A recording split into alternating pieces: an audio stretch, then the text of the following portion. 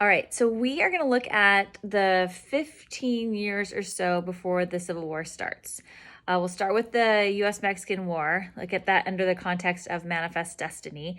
And we've seen this idea of manifest destiny like right from the get-go, right? We saw that in the City Upon a Hill sermon that John Winthrop gave in 1630.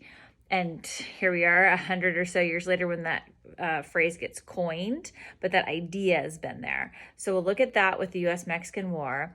Then that will bring us into the gold rush in California, the territory that we're going to take from Mexico.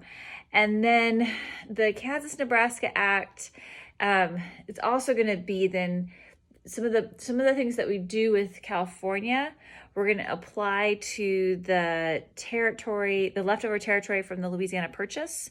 That's going to be the Kansas-Nebraska Act. We're going to apply, again, some of the things from California to that territory in Kansas-Nebraska.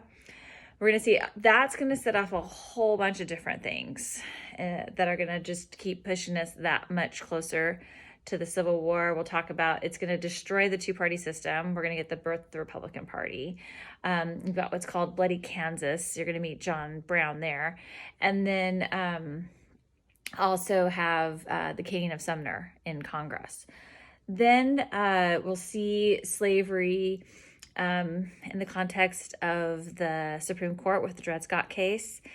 We're going to come back to John Brown, who you met in Kansas. We'll come back to him with Harper's Ferry. And a few of you actually in the virtual museum assignment, you wrote about the pikes that John Brown pikes that were perhaps maybe going to be used in the attempt to overthrow slavery. So a few of you had noted some interest with him. So here we are. Here's John Brown.